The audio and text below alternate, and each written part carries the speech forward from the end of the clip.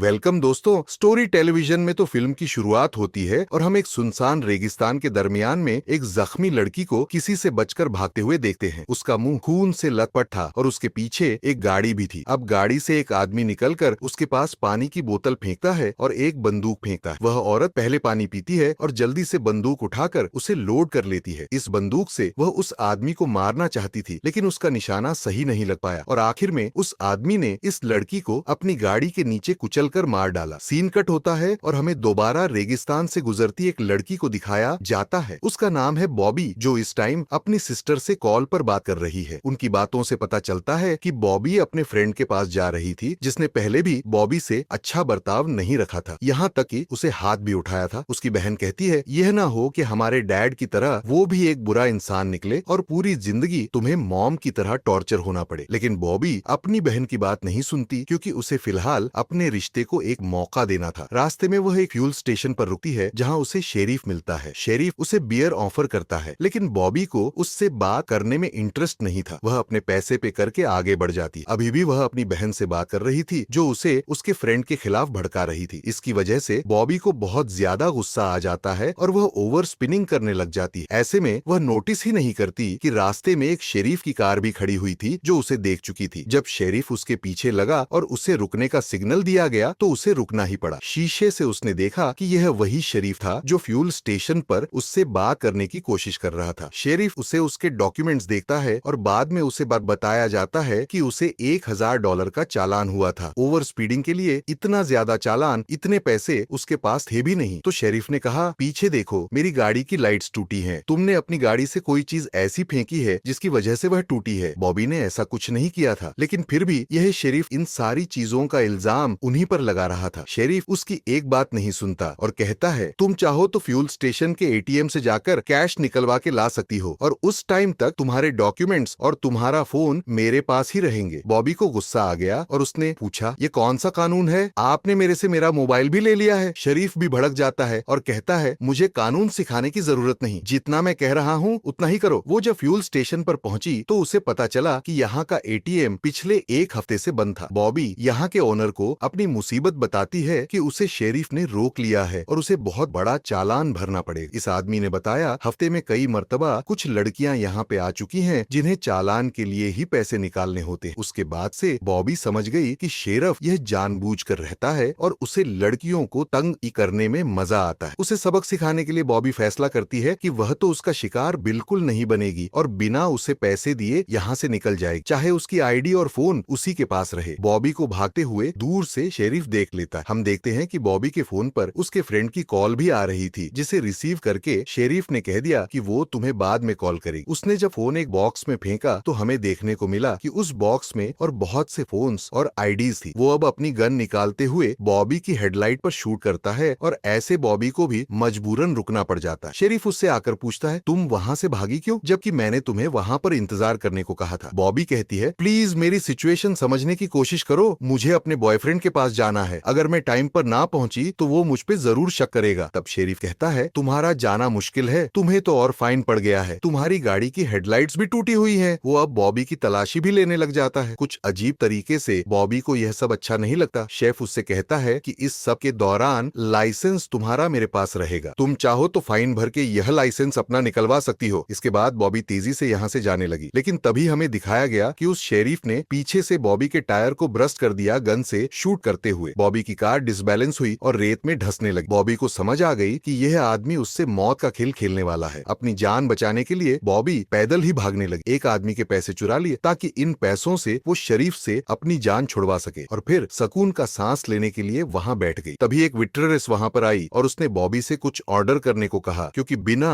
Order किए यहाँ बैठना अलाउ नहीं था। वो कॉफी ऑर्डर कर देती है और तभी वह देखती है कि शेरफ भी यहाँ आ चुका था। घबराकर वो यहाँ से उठी और वॉशरूम की तरफ गई। वो यहाँ से भागने का कोई दूसरा रास्ता देख रही थी, लेकिन उसे मिला ही नहीं। एक अच्छी चीज जो उसे पता चली कि शेरफ उसकी कार को यहीं पर लेके आया था। ये देखकर उसको एक नया आइडिया आया और उसने फबूत पर आके जल्दी से 911 को कॉल की और उनसे दूर गैस स्टेशन पर मदद मांगी। वो जानती थी कि यहाँ पूरे इलाके में एक ही शरीफ है और इसी को गैस स्टेशन पर भेजा जाएगा, जबकि खुद उसने फौरन अपने बॉयफ्रेंड को कॉल की और सारी सिचुएशन समझाने की कोशिश की कि एक शरीफ उसके पीछे पड़ा हुआ है, वो उसकी जान का दुश्मन बन रहा रहा है, लेकिन यहाँ उसका बॉयफ्रेंड उसकी बात समझने के बजाय उसी पर ही चीट करने का इल्जाम लगाने लगता है। अब डर कर बॉबी अपनी बहन को कॉल करने की कोशिश करती है। वो उसे यह बताने ही वाली थी कि वो मुसीबत में है। पीछे से उसे शेरफ की आवाज आई। शेरफ यहाँ पर उसे उसकी लाइसेंस, मोबाइल और चाबियां वापस करने के लिए आया था। ये देखकर वो शॉक रह गई कि एक आदमी का इतनी जल्दी बिहेवियर कैसे बदल गया। सब नॉर्मल लग रहा था तो उसने अपनी बहन को भी कह दिया, नहीं शायद वो मेरा वहम था, अब यहाँ सब कुछ ठीक है। इधर दूसरी तरफ हमने देखा कि जिस आदमी के पैसे बॉबी ने चुराए थे, उसने पैसे चुराने का इल्जाम वेट्रेस पर लगा दिया और उसके बॉस ने भी बिना उसकी जस्टिफिकेशन सुने उसे जॉब से निकाल दिया। वो उदास हुई, बाहर बैठी थी। तभी बॉबी बाहर आई और बॉबी ने उससे लिफ्ट के लिए पूछा। वो लड़की भी मान जाती है और ये दोनों अपना सफर एक साथ शुरू कर देते हैं। ये लोग बातें ये कर रहे थे कि एकदम से गोली चली जो उस लड़की के सर पर लगकर वो लड़की मर गई और उसका खून बॉबी की गाड़ी पे लग गया। इस लड़की को भी मारने वाला और कोई नहीं बल्कि शेरफ था, जो पता नहीं क्यों लड़कियों को मार रहा। बॉबी तो शॉक रह गई थी। एकदम से इतना बड़ा हादसा होना, किसी की उसकी आंखों के सामने मौत हो जाना, उसे सांस भी नहीं आ रहा था। वो अपने आप को नॉर्मल करने के लिए गाड़ी से बाहर निकल आई, इससे पहले कि वो यहाँ पर पूरी तरह रिलैक्स हो पाती। उसने देखा कि शरीफ अब उसके पीछे आ रहा था। वो भागने का डिसाइड करती है। इसी सब के दौरान बॉबी को उसकी बहन की भी कॉल आने लगी। वो रिसीव करके अपनी बहन को तेजी से यह सब बताना चाहती थी, लेकिन तभी उसे पता चला कि कॉल पे शेरीफ ही था। शेरीफ ने अपना नंबर उसकी बहन की जगह सेव कर दिया था। इसी परेशानी में एकदम से बॉबी की कार के सामने एक ट्रक भी आने लगा। बॉबी ने जल्दी से कार रोकी और ट्रक को आकर वेव करते हुए रोक दिया। ट्रक ड्राइवर जल्दी से ट्रक से बाहर निकला। बॉबी की हालत देखते हुए वो उससे पूछता है कि क्या हुआ। बॉबी उसे बता देती है कि मेरे पीछे शरीफ पड़ा हुआ है, वो मुझे मारना चाहता है, उसने मेरी साथी को भी मार दिया, प्लीज मेरी मदद करो। सिचुएशन सीरियस देखते हुए वो लड़का अपने ट्रक से एक गन निकाल लेता है और शरीफ के ऊपर तान देता है। शरीफ उस लड़की से कहता है, तुम इस लड़की की बातों में मत आना, यह एक किलर है, इसने एक लड़की को मारा है, पुलिस सुबह से इसके पीछे लगी हुई है, इस लड़की को मेरे हवाले कर दो और तुम जाओ। ट्रक ड्राइवर बॉबी को देखता है। उसकी हालत से ऐसा नहीं लग रहा था कि वह कोई किलर हो। वो समझ गया कि शेरफ ही गलत आदमी है। इससे पहले कि वो शेरफ को शूट करता, उसका ध्यान भटकने पर शेरफ ही उसे शूट करके मार देता है। इस आदमी के मरते ही जल्दी से बॉबी दोबारा अपनी कार में बैठी और कार को भगाते हुए यहाँ से ले गई। उसने कार ड्राइव की और वह पहुंची एक सुनसान गराज में। उसने यहाँ कार पार्क, वह यहाँ छुपने की जगह ढूंढना चाह रही थी, लेकिन तभी उसे किसी के कदमों की आवाज सुनाई। अपने आप को बचाने के लिए, अपने डिफेंस के लिए उसने यहाँ से एक लकड़ी उठाई और उस आदमी के ऊपर हमला कर दिया जो उसके पीछे आ रहा था। उसे लगा कि शरीफ था, लेकिन वह इस गिराज में काम करने वाला एक आदमी था। वो बॉबी को अंदर लेकर जाता है, उसके जख्मों पर पट्टी करता है और उसे कॉफी भी बना कर देता है। बॉबी उसे सारी कहानी बताती है कि किस तरह एक शरीफ उसके पीछे पड़ा हुआ है और उसने 2 लोगों का मर्डर भी कर दिया है। उसकी कहानी सुनकर वो बॉबी को यहीं रुकने का कहता है और उसकी मदद के लिए वो अपने बॉस को भी बुलाने का फैसला करता है, क्योंकि उसे लगता था कि बॉस उसकी जरूर हेल्प करेंगे और बॉबी को इस आपी मुश्किल से भी निकाल लेंगे। बॉबी खुद वॉशरूम जाने का पूछती है और वह लड़का उसे एक कमरे की तरफ इशारा कर देता है। थोड़ी ही देर में यहाँ कोई आ भी गया। कमरे के अंदर जाने पर वह हैरान हो गई। यहाँ पर कार मैकेनिक से रिलेटेड टूल्स के अलावा भी बहुत ही अजीबोगरीब टूल थे, जिस तरह चैन सॉ और इस तरह की चीजें। वो हैरान हुई, इन चीजों का यहाँ क्या काम। आगे बढ़ी तो उसने एक दीवार पे बहुत सी लड़कियों की आईडीज देखी और इन आईडीज को देखकर बॉबी के जहन में क्लिक हुआ कि यह जगह शेरफ की तो नहीं। अभी उसने यह सोचा ही था कि उसके सामने शेरफ आ गया और वह बुरी तरह घबरा गई। शेरफ बताता है, तुम इतना दिमाग क्यों लगा रही हो, मैं बताता हूँ ना। इन आईडीज पे जो नंबर्स हैं वो रिप्रेजेंट कर रहे हैं कि यह लड़की कितना दूर तक भाग पाई थी इससे पहले कि बॉबी यहाँ से भागने की कोशिश करती। वो दूसरा लड़का जो यहाँ का मैकेनिक अपने आप को बता रहा था, वो बॉबी के सर पर वार करके उसे बेहोश कर देता है। असल में यह लड़का भी शेरफ का भाई था और शेरीफ के ऐसे कामों में उसका साथ दिया करता। ये दोनों ही साइगो थे। थोड़ी देर में बॉबी को जब होश आता है तो वह देखती है कि उसे एक चेयर से बांधा गया था। शेरीफ अपनी कहानी सुनाना शुरू करता है कि क्यों उसे औरतों से इतनी नफरत है और क्यों वो यह सब कर रहा है। असल में उसकी माँ एक अच्छी औरत नहीं थी, वह अपनी मस्ती में मगन रहती थी, जिसकी वजह से इन दोनों ने बहुत सफर किया था। इसके बाद वो बॉबी को एक चाकू दिखाता है और बताता है कि यह मैंने अपनी मॉम की खाल से बनाया था, यानी उसने अपनी मॉम का भी मर्डर किया था। और अब वो इसी चाकू से बॉबी की जुबान पकड़ के बेदर्दी से उसकी जुबान काट देता है और कहता है, इसी जुबान से तुमने मुझे गालियां दी थी ना। तकलीफ इतनी ज्यादा थी कि बॉबी एक बार फिर बेहोश हो गई। जब उसे होश आया तो उसे पता चला कि उसे चेयर सार्लोक से खोल दिया गया था। वो उठी, उसने शेरीफ का चाकू उठाया और यहाँ से बाहर निकल पड़ी। ऐसा नहीं था कि शेरफ उसकी इस चाल के बारे में जानता नहीं था। हर लड़की जिसके साथ वह यह काम करता था वह भागने की जरूर कोशिश करती थी। अब बॉबी रात के अंधेरे में बिल्कुल उसी औरत की तरह भाग रही थी जिसे हमने मूवी के स्टार्ट में देखा था और शेरीफ अपनी कार लिए उसके पीछे था। बॉबी भी जब भाग भाग के थक गई तो वह नीचे गिर गई। शेरीफ ने पहले वाली लड़कियों की तरह एक गोली के साथ बंदूक उसके पास फेंक दी। वह एक्सपेक्ट कर रहा था कि हर लड़की की तरह बॉबी भी उसी पर गोली चलाएगी, लेकिन उसने अपने ऊपर गोली चला ली और शेरफ को इससे बहुत गुस्सा आया। वो आकर बॉबी भी चिल्लाता है कि यह खेल ऐसे काम नहीं करता और तपाकर देखता है कि बॉबी तो जिंदा, उसने असल में हवा में गोली चलाई। शेरीफ जैसे ही उसके पास आया, उसने शेरीफ के चाकू से ही शेरीफ के ऊपर हमला कर दिया। शेरीफ जब दर्द में तिलमिला रहा था तब बॉबी शेरीफ की कार में बैठी और उसने शेरीफ को कुचल दिया और यहाँ पर उसने उस दरिंदे को मार डाला, जिसके बाद वह घर गई। वहाँ से उसने बड़ी बंदूक ली, कुछ आईडीज उठाई सबूत के तौर पर, और जब यहाँ से निकलने लगी तब उसके पीछे शेरफ का भाई आ गया। उसने उसे भी बेदर्दी बात से मार दिया और फिर अपनी कार लेकर यहाँ से निकल गई। बॉबी वह लड़की थी जिसने इस खेल को हमेशा के लिए खत्म कर दिया था। तभी उसके फोन पर उसकी बॉयफ्रेंड की कॉल आती है, जिसे देखकर उसे गुस्सा आ जाता है। इतने मुश्किल वक्त में वह उसे बचाने नहीं आया था, उसने फोन को भी वहाँ पे फेंक दिया था। देखने को मिला कि बॉबी ने अपनी जुबान जो शेरीफ ने काट दी थी वह भी एक बर्फ के डब्बे में रख ली थी, जिसे वह दोबारा जुड़वा ली थी, और बस यह कहानी यहाँ खत्म हो जाती है।